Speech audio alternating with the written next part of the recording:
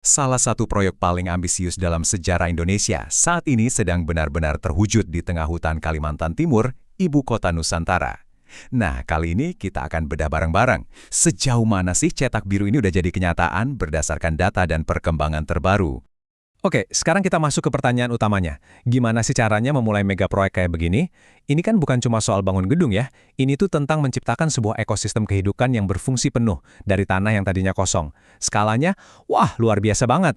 Dan jawabannya, teman-teman, dimulai dari sini, dari kepercayaan. Sampai sekarang ini, udah ada 72 triliun dari sektor swasta yang berkomitmen buat proyek ini.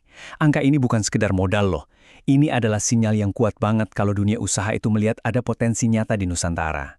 Namanya juga ibu kota, ya pasti butuh pusat pemerintahan kan? Nah, kita mulai dari pilar-pilar negaranya dulu. Apa aja sih yang lagi dibangun untuk membentuk jantung pemerintahan di Nusantara?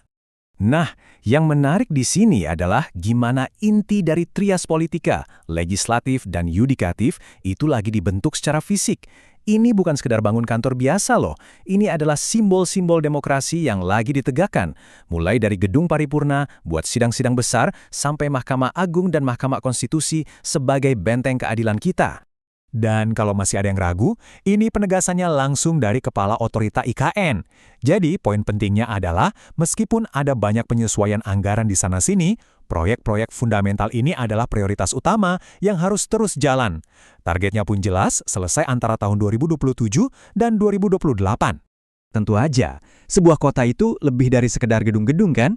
Nah, sekarang yuk kita lihat gimana urat nadi kota ini dibangun, infrastruktur yang bakal bikin Nusantara terasa hidup, dan yang pasti futuristik. Lupakan deh aspal yang biasa-biasa aja. Di Nusantara ada konsep yang namanya smart road. Coba bayangin, sebuah jalan yang bisa berpikir sendiri. Contohnya ya Jalan Sumbu Barat sepanjang 2,9 km yang lagi dibangun ini. Ini bukan cuma jalur transportasi, tapi udah jadi platform teknologi. Terus gimana cara kerjanya? Pertama, sistem ITS-nya bisa mencegah macet sebelum kejadian.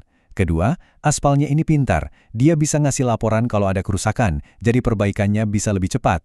Dan yang paling keren, jalan ini bisa panen energi sendiri loh, dari getaran mobil atau panas matahari. Ini baru namanya efisiensi level dewa. Nah, untuk nyambung keluar kota, ada dua proyek kunci nih. Bandara VIP-nya udah mulai beroperasi terbatas untuk penerbangan pemerintah dan charter, tapi targetnya operasi komersial penuh di tahun 2026. Sementara itu, jalan tol IKN lagi dikebut pembangunannya biar bisa dipakai pas mudik lebaran 2026. Dua-duanya ini bakal jadi gerbang utama menuju Nusantara. Oke, infrastruktur dan gedung-gedung megah udah berdiri. Tapi apa sih yang bikin sebuah kota itu benar-benar hidup? Ya, tentu saja orang-orangnya. Yuk kita kenalan sama para perintis yang udah lebih dulu menyebut Nusantara sebagai rumah mereka. Angka ini mungkin bikin sebagian dari kalian kaget. Saat ini, ternyata sudah ada sekitar 2.000 aparatur sipil negara atau ASN yang nggak cuma kerja tapi beneran tinggal di IKN. Jadi ini bukan lagi sekedar rencana di atas kertas ya, ini udah jadi komunitas yang lagi tumbuh. Dan jangan bayangin mereka semua dari satu lembaga aja. Enggak. Lihat deh, beragam banget. Ada pegawai otorita IKN itu sendiri, ada staf rumah sakit dari Kemenkes, insinyur dari Kementerian PU, bahkan sampai staf dari Bank Indonesia dan BIN. Bisa dibilang, ekosistem pemerintahan versi mininya udah terbentuk di sana. Dan ini baru permulaannya loh. Pemerintah punya target buat mindahin sampai 4.000 ASN dalam beberapa tahun ke depan. Ini adalah gelombang pertama dari sebuah pergeseran besar yang nantinya akan mengubah wajah birokrasi di Indonesia. Oke, untuk menutup pembahasan kita kali ini, kita balik lagi ke tema awal, investasi. Karena pada akhirnya semua momentum besar ini bisa terjadi berkat adanya kepercayaan dan tentunya suntikan dana yang masif. Jadi kita rangkum sedikit ya, total ada 72 triliun dari 57 perusahaan swasta.